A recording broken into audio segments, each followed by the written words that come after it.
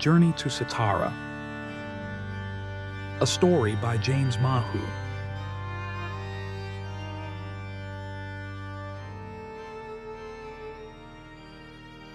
The journey was not easy for the visitor.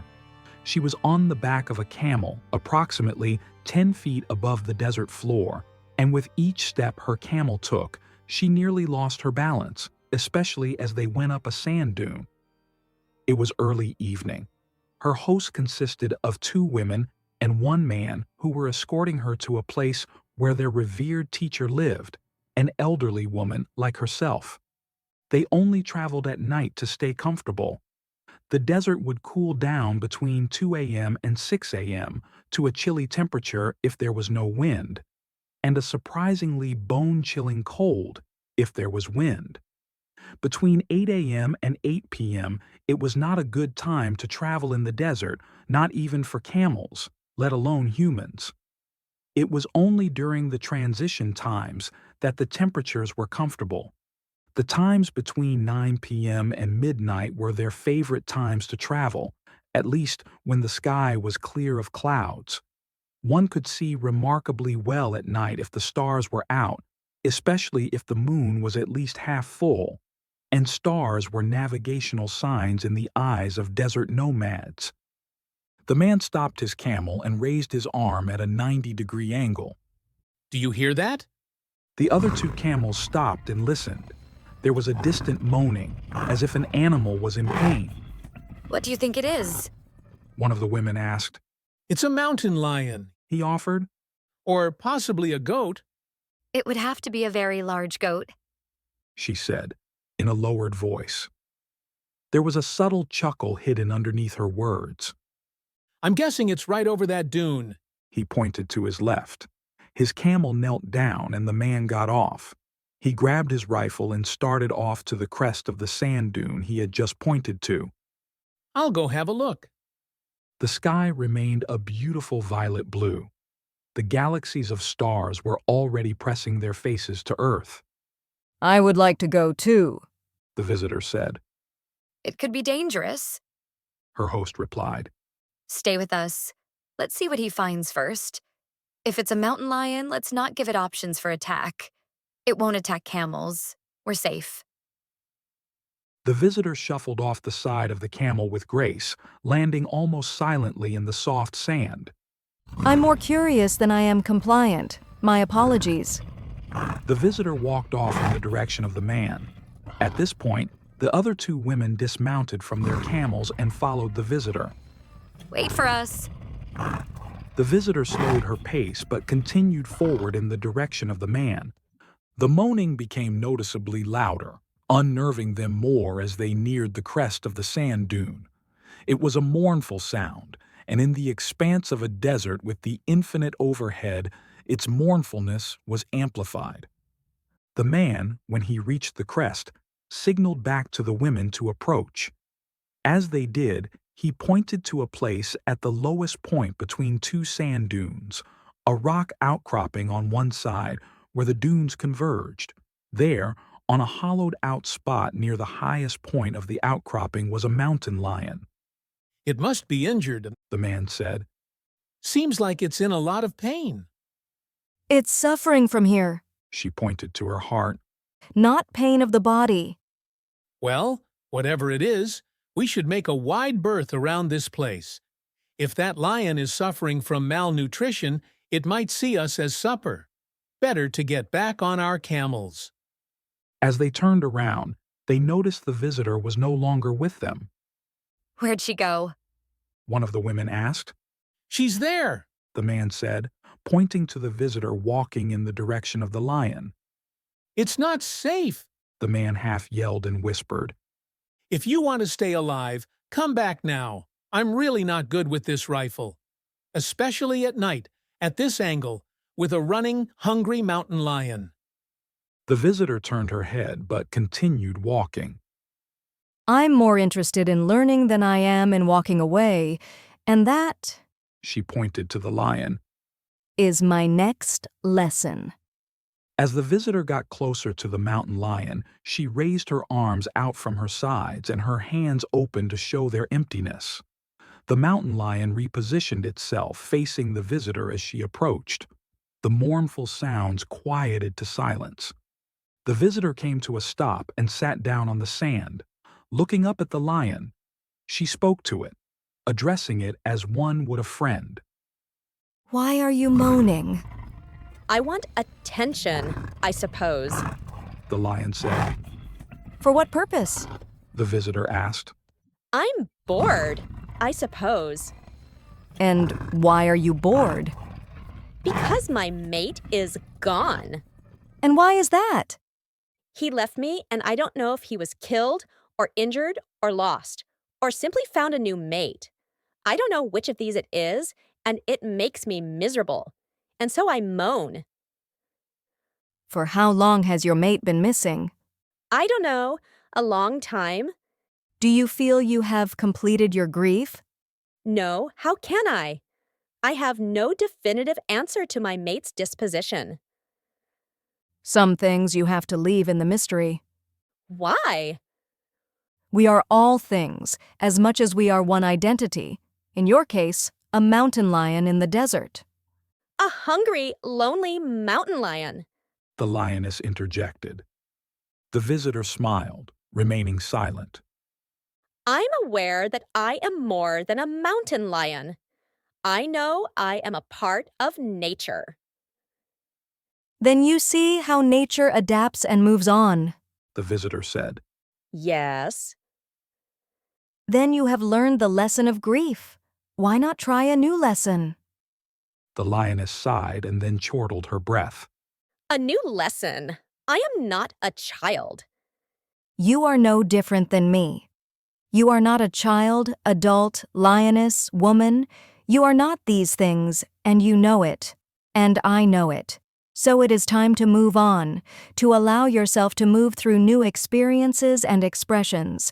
It is in those things that you honor your life and those around you, including nature. If you allow yourself to be stuck on one lesson, you simply elongate time within the boundaries of that lesson. It's a choice. It is always a choice. If I am not a mountain lion, then what exactly am I? The lioness asked. You are we, just as we are you. Who is we? Nature. So nature is me, and I am nature. That's what you're saying? You're both. The I part of you is you. The we part of you is us. And us is all. All is nature.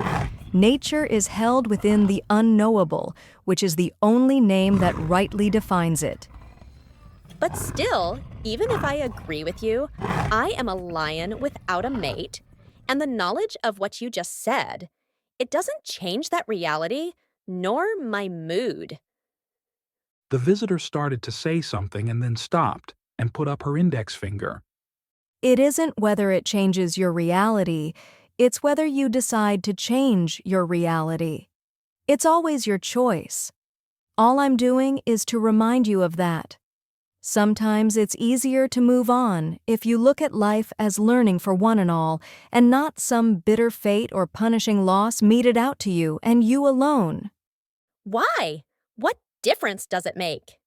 The visitor paused for a brief moment, but kept her index finger raised, as if it were pointing to some celestial object, quite independent of her thoughts. Because we embody, in whatever form we're in, to learn. And learning is always new, it is not a repetition. Repetition is mastery of a pattern. Learning is the art of evolving the scope of your reality, and this is different from mastery. Patterns engage the memory in the brain and body. Learning engages the imagination and intuition, the mind and heart, living through change as if they are one consciousness set within this reality of space-time to learn and shine. If you place yourself in the cage of fate or punishment, then the scope of what you are is held within that cage. It is this diminishment that causes you to struggle and lose hope, is it not? It is, perhaps, a part of it. The lioness answered. What I feel is the loss of a partner that was half of me, and no amount of learning can erase that sense of emptiness.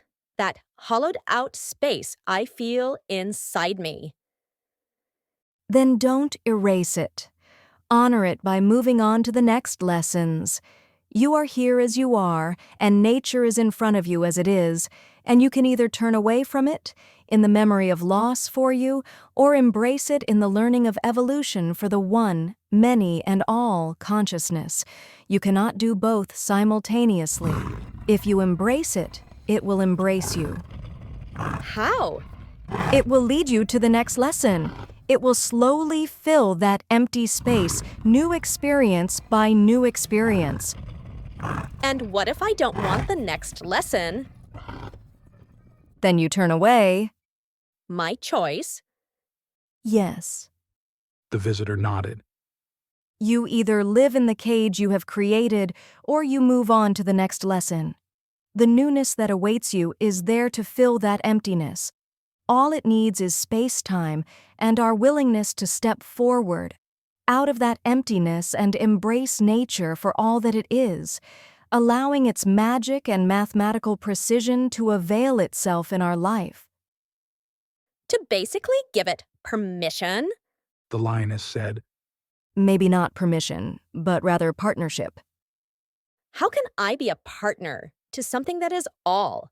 How could my measly little life matter to the thing that is all? It doesn't make any sense. Whether her arm got tired or somehow the celestial object had disappeared, the visitor's arm came down in a sudden gesture, landing in her lap, clasping her other hand. The complexity of nature is incomprehensible to our senses and intellect, She said. Even our imagination and intuitive natures are unable to understand it, and we love to project our capacities upon nature, believing it is like us when it is not. And yet nature codepends on all of us. This is its complexity and why it is infinite in every dimension. And how does that answer my question? The lioness asked. The visitor stood to her feet. I have already answered your question. You get to decide how I answered it. With that, she turned and began to walk away. Wait. The lioness stood to her feet. Where are you going? You're the first human who has ever spoken to me. I want you to stay. The visitor continued walking back to her hosts. The lioness climbed down the rock outcroppings and pounced to the desert sands and began running toward the visitor. The man pointed his gun at the charging mountain lion, and the visitor held up her arm. Do not shoot. She then turned to face the lioness, who came to an abrupt stop and began pacing back and forth, occasionally glancing at the visitor. You arrive and then you leave me. The lioness said. Even after I told you that I had this emptiness within me, you are cruel to do this, do you not see? I was your next lesson, and you were mine. I finished with my lesson. If you are not finished, that is your choice, but do not call me cruel for moving on. I wish you well. I have only good intentions for you. I consider you a newfound friend. How is any of that cruel? The lion continued pacing. You have a friend who wields a gun pointing directly at me. The visitor turned to the man. Please, I beg you, put the gun down now. Her voice, firm and resolute. The man's arm slowly descended, and his rifle with it. The visitor turned to the lioness. I do not control my friends, but you can see that I have listened to you. The lion stopped her pacing and sat down on her hind legs.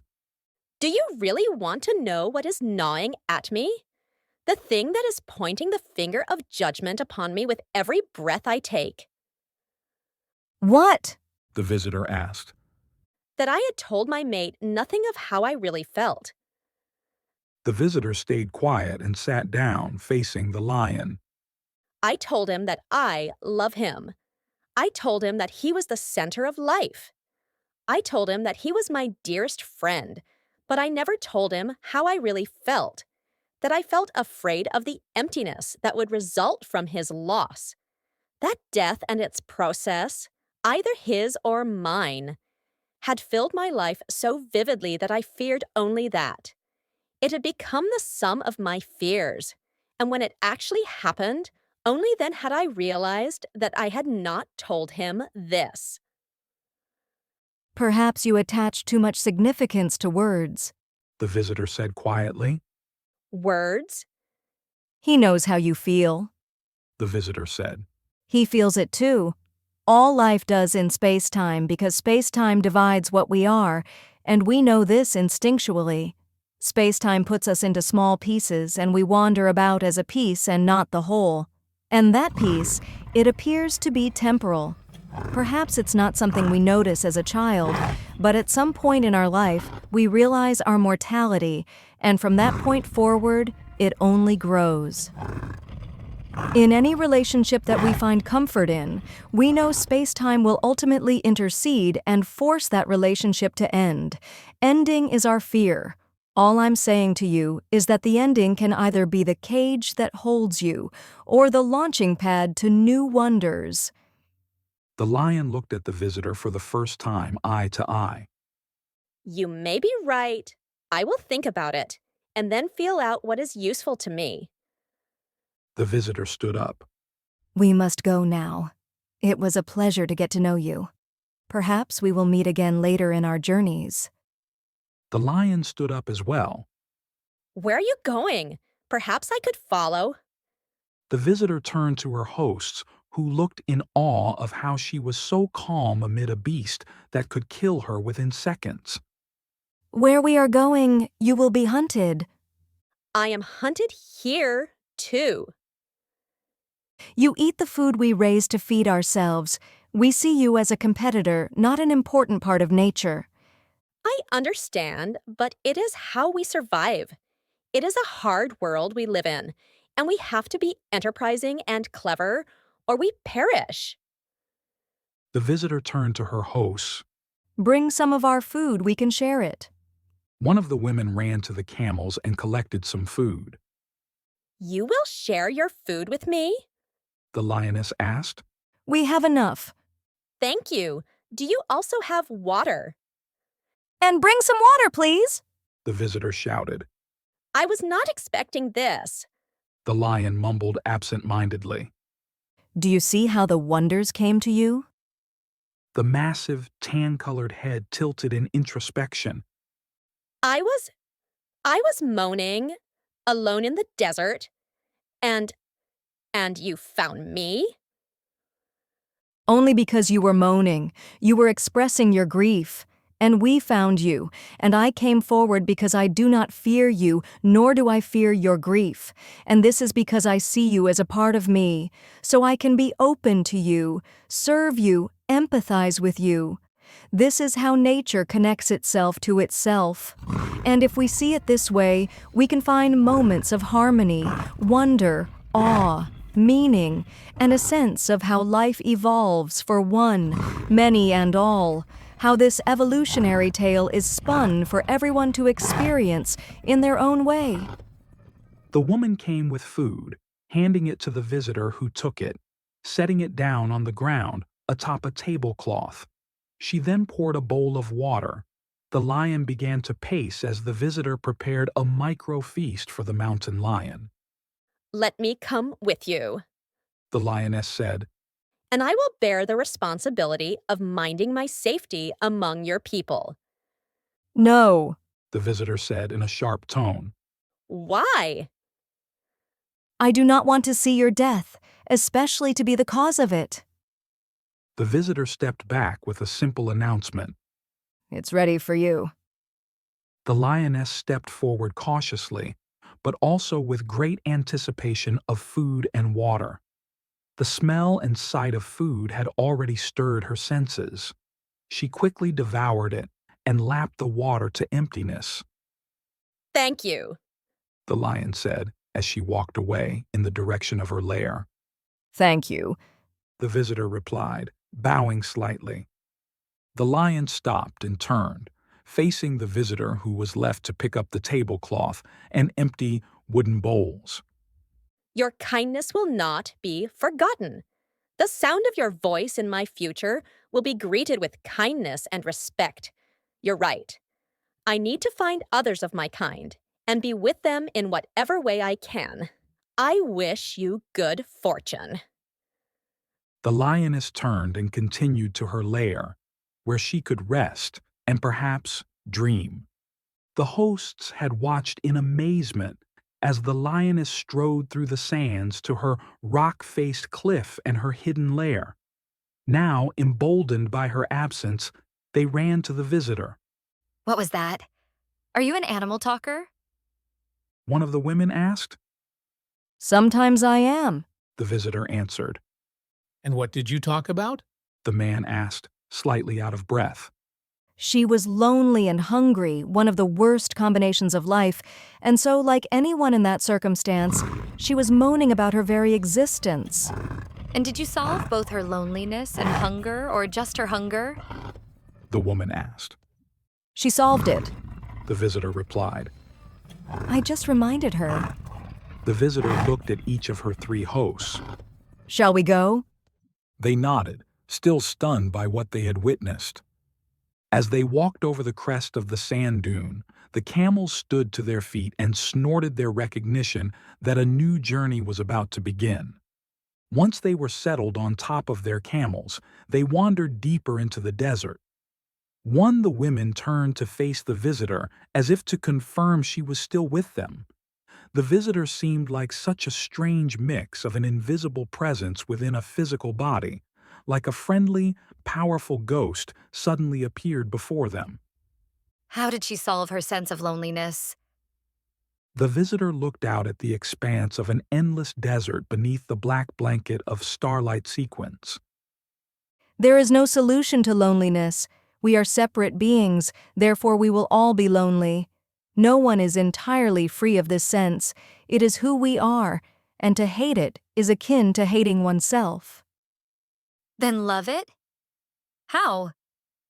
You don't love it either. Then what? The visitor paused as she witnessed a shooting star streak cross the black canvas. There is understanding and then reimagining. You understand that loneliness is partly who we are, and we accept that. We then move to the many, where we find relationships. And we see these relationships in the real world. They are not only relationships with other human beings, but with rocks, landscapes, sand, wind, animals, trees, air, stars, our breath. The many is more than we can imagine. Everything? The woman asked, her words trailing into a silence woven from realization and hope. That's why it's called many, The visitor said. We have only to remember that the many is nature, and that nature is a part of us, and we it. With that understanding, we can manage loneliness, that ever-present sense of separation. What about the reimagining part? The woman reminded the visitor. Our imaginations are not tuned to recognizing these infinite relationships we carry with us every single moment of our existence. Some are familiar like our daily life partners or family, but some are novel in every way like a frog or tree. So we must tune our imagination to these infinite relationships because they are the bridge to living as both a sovereign and an integral consciousness. My sovereign and I are in a partnership with all life, the many. We are building something that is unknown and unknowable, that has never been built before by any hands. So we are intimate partners on an infinite road. That is what our imaginations must grasp. And once held within our mind's eye and the heart's ear, we begin to reimagine ourselves and life itself. Is it hard to do this? It is no more difficult than not doing it. It is simply a choice. The effort is always contained in the choice. The actual doing may seem harder or easier, but the doing is just a moment in space-time that calls you forward into the novel world of real experience and expression. You decide how your imagination is tuned. Is it attuned to separation or interconnectedness in all of its flavors? What does it take to really do that? one of the women asked. Well, it helps to see what amazing creatures we all are in our own way.